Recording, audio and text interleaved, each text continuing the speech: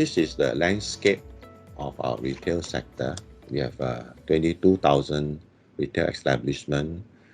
The workforce is 3% of the total workforce, right? And they contribute to 1.4% of the Singapore's GDP, right? The subsector includes supermarkets, right? We have consumer electronics, right? We have fashion and sports goods. We have furniture and household products, right? We have departmental stores. We have jewelry and timepieces and so on. So this is a subsector of retail, right? And the evolution of the landscape, right? The retail has been disrupted, right, by e-commerce market and online explosion. So many physical retail shops uh, have closed down over the years, right? There is also a growing customer expectations. Customer expect more uh, personalized services also, and the technology and digitalization of retail is ongoing lah. So some of the initiative like putting digital services online, right? They can search for their product on TV screens, and they can try on a new dress with their face on, right, without wearing the dress and so on, using certain software platforms. So the omni-channel, right, approach is also needs to be adopted, because some stores are actually online, and as well as physical. So they need some omni-channel to link up. So, and this is the industry uh, digital map for retail. So we have two parts of digital solution. One is actually related to the sector specific, and the other one is actually the core business capability. So core business capability, right, and identified for this this roadmap is actually the human resource management, customer relations management, sales management, accounting management, and cyber security. Uh, and of course, the recommended solutions are a bit generic, right? So it comes in three stages. So here we have e-payment, right? Integrated point of sales, right? Inventory management, right? And e-commerce. Okay, so this is stage one. Stage one. Um, so right now we are actually using e-payment, like using QR code. So we are implementing in all the hawker center, right, where they sell food, like nasi lemak and laksa and all those things. So they are implementing a QR code e-payment system. So this part over here, we are behind China. When I was in China before the COVID, the market store have a QR code, selling vegetable. So you can't imagine looking at the face of the Chinese storeholder and the QR code. So they are very elderly people, but they can use QR code. So this part here we are a bit slow, but I think we are moving towards that. And the next stage is actually stage two, right? We look at mobile enabled payment, right? And mobile enabled order shop, okay? Self checkout system in the supermarket, right? It's already in place already in many supermarket. Store layout optimization. Um, so in productivity, we talk about systematic layout planning, which I'm specialized on. But this particular store layout refers to, right, using AI, right, to predict the pattern of the consumer, and to adjust the layout according to the AI's recommendations. So they use actually AI to help them. And resource aggregation platform, right, for logistics delivery, right? So stage 3 here will be omni-channel, right? Product authentication, right? Global e-marketplace, right? Collaborate digital marketing, and also intelligent concierge robot. So this is for the retail sector roadmap. And for digital skills needed, right, they classify into two. One is non-ICT jobs, and one is ICT jobs. So, so, so they will train the existing pool of workers, the management, and so on, in to understand and apply the information technology or the applications per se. And of course, the ICT job roles are like data analyst, chief digital officer, and also the applications developer. And you see over here, right, we have skills framework for retail. Here, skills framework for ICT. So already the skills requirements, right, and the training programs are in place already.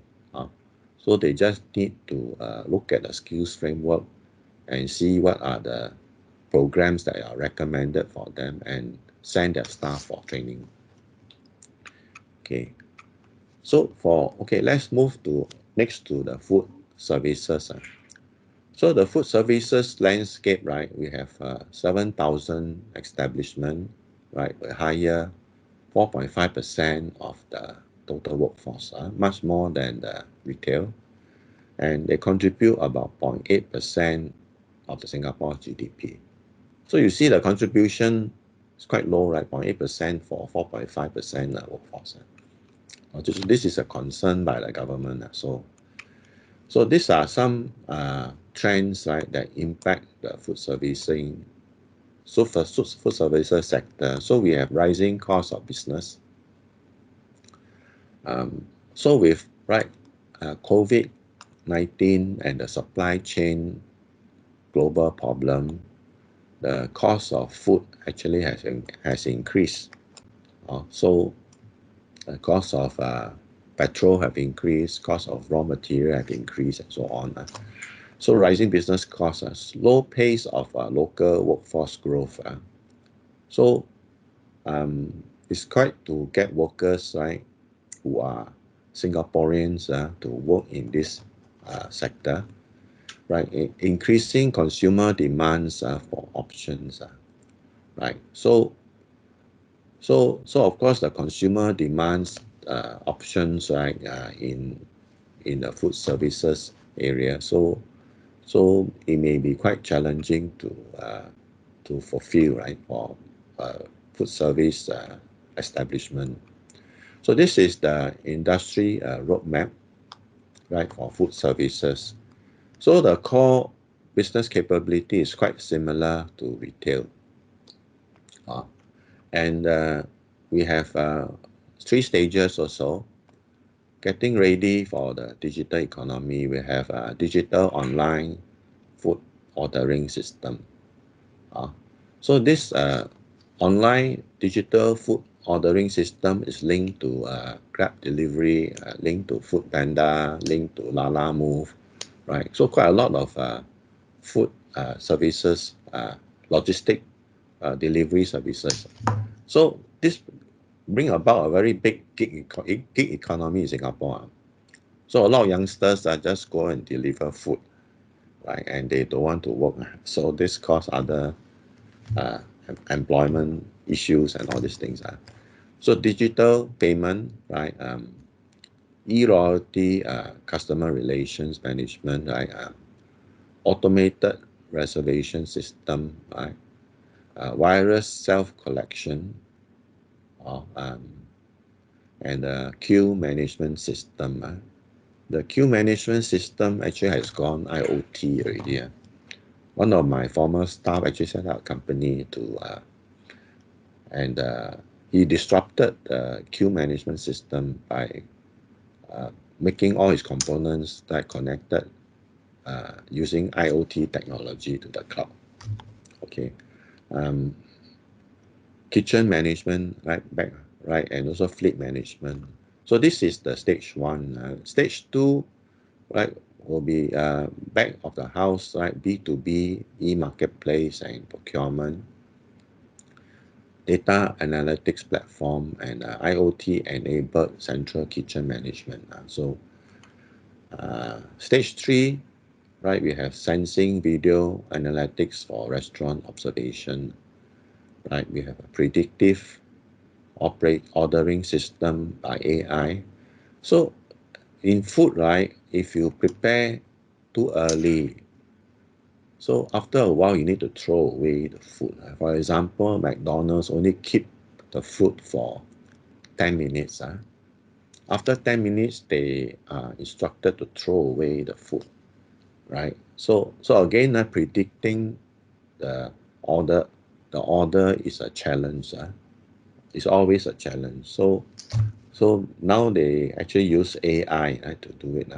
Immersive training, right, using AR and VR, augmented reality and virtual reality. So, right, F&B preparation and cooking robots. I'm not sure this will be effective, but of course, if you say conveyor belt sushi, yes, it's working. But I think hopefully by then, right, new technology comes out of it. I've seen a robot to collect trays. So the robot will move, right, and then you will put the tray onto the robot. So when the stack of tray is full, right, it goes to the place to unload the trays. So I've seen that in Singapore. Farm to fork food trust assurance. So this is a blockchain system to track the ingredients used in your food all the way to the farm. Restaurant layout automation using AR and VR. So these are some technology in food services. But generally, right, for SME, maybe the stage one and part of stage two will be sufficient. They may not need to go to stage three. Okay, then again, the courses are two types. They have all users, right? They do a broad-based innovation mindset and digital literacy. For more advanced one, right? They need to look at higher proficiency and digital skills. So again, it's quite similar to retail. So again, right, they have a skill future training framework for F&B services, and there is a framework for the ICT positions. Okay, this is the roadmap for training. Also, the three stages, they're organized in three stages. They have vendor-specific training, right? So to use the technology and apply them. So the basics, okay, and here we have the advanced, again organized into three stages. Okay, so these are the training for food services. So the logistics sector, right? We will cover the logistics to support the freight, land transport, right, and also air transport system or contract logistics sector. So this sector is actually growing very fast over the last 10 years. So it comprises of 1.4 billion, not 1.4% of our GDP, right? And employment, right, they hire 2.3%, right, of the total workforce, right? The value added per worker is 78,400. So this is the landscape of the logistics sector, right? And Kelvin, yes, Zahid here, Kelvin. yes, I yes. Maybe tomorrow, Kelvin, if you could share with us the process of developing these 3 stages roadmap.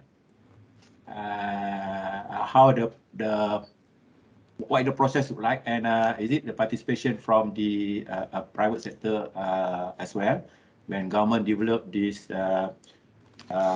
roadmap? And then number 2, out of you showed to us several examples of the roadmap. Which industry already matured in terms of implementing the roadmap? And number 3, what is the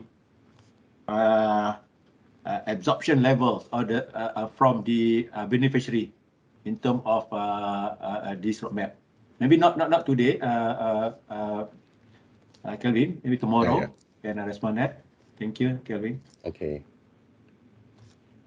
Okay, I'll try because okay.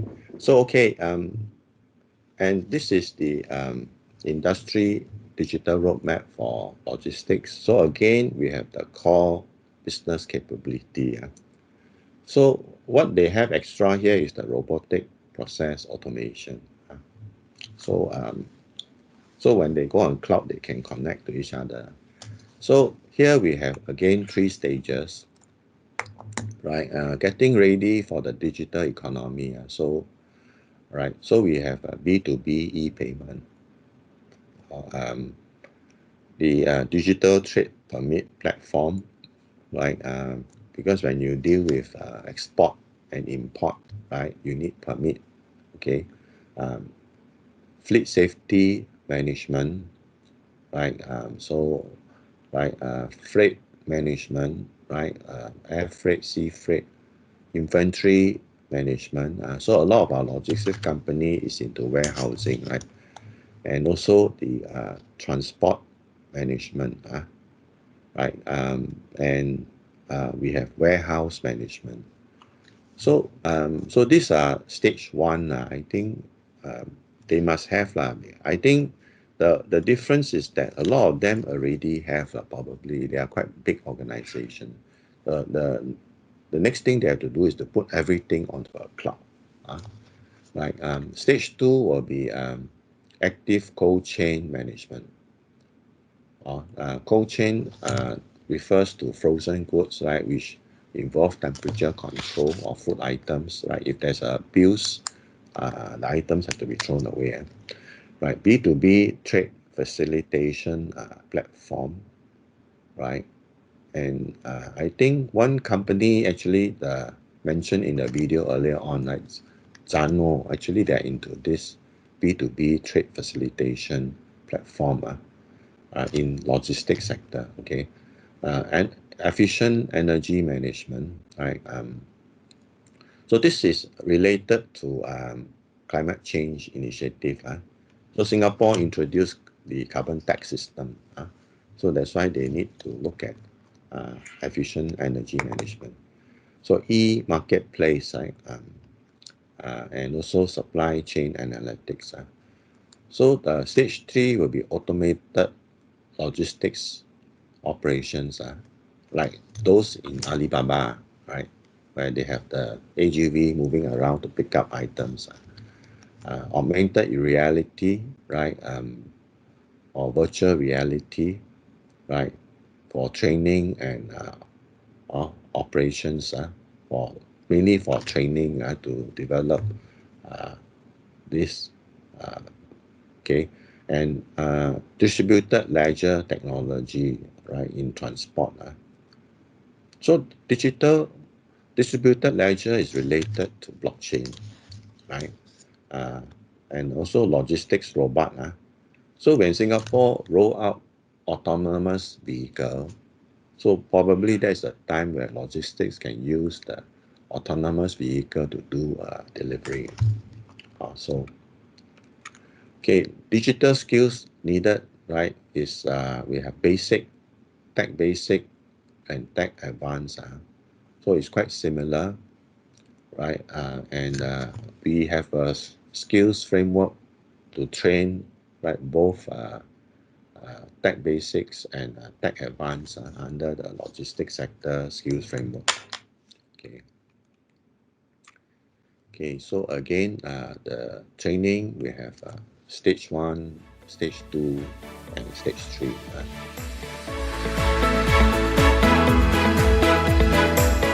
This is our professional service sector. Very big, right? So I am part of the sector under consulting. Under consulting. So until today, government have not come up with a transformation map for the management consulting sector. So it's a bit too big, right? So what they have now is actually accounting. They look at accounting, right? And okay, and let's look at the accounting sector. Okay, we have about 700 accounting entity firms, right? 18,000 in the workforce, right? So there's over 90% are small and medium size practices. So they are SMEs 90%. So they contribute to 0.4% of the Singapore GDP and generate more than $2 billion revenue every year. So this is the accounting landscape. Okay, and the industry transformation map, right? So basically the accounting, they are desk bound, right? I think being desk bound, they are quite familiar with the digital applications. The only thing is that whether or not they are on the cloud. So the core business capability, right, is HR management, right, and cyber security identified. Operational capability, right, robotic process automation. Actually, the sector actually has RPA for bookkeeping. So what they do is that they use the mobile phone, right, to snap a picture of the invoice and they forward to an email account, right? So at night, right, the robot will actually pick up the email from the account and they can recognize the invoice. And then they'll do an OCR of the invoice. And from there, right, they post it into the accounting software. So it's all done automatic. So bookkeeper in Singapore will lose their jobs. So this is the accounting sector. Right. I think the accounting sector started RPM quite early, right? So here we have 3 stages again. We have stage 1, stage 2, and stage 3, right? We have the audit management, digital audit management, cloud accounting, right, with e-invoice. Okay, data analytics for audit, right? Document management, right? Practice management, right? And this KYC, know your customer, right? Screening, right? So they need to screen customer to ensure that the customer is not anti money launder. They are money launderers. So make sure that they do a screening, right? So this one maybe they need to have some AI, taxation management, right? Then of course they have stage 2 have data analytics, e-payment, right? When they bill their customers, right? And integrated e-platform for seamless transaction. And stage 3 will be AI, right? For the business operations and provision of services. So in the accountancy sector, right, there is also quite a few different types of service. Some are tax consultants, some are, some are compiling financial reports, and some are do financial analysis and so on. So this is the accountancy sector. Okay, and digital skills needed, again, they split into basic and advanced. Okay, and okay, so this is training. So for training, right? So we have the tech basic training, stage 1, 2, and 3. Advanced training, stage 1, 2, and 3. So okay, son.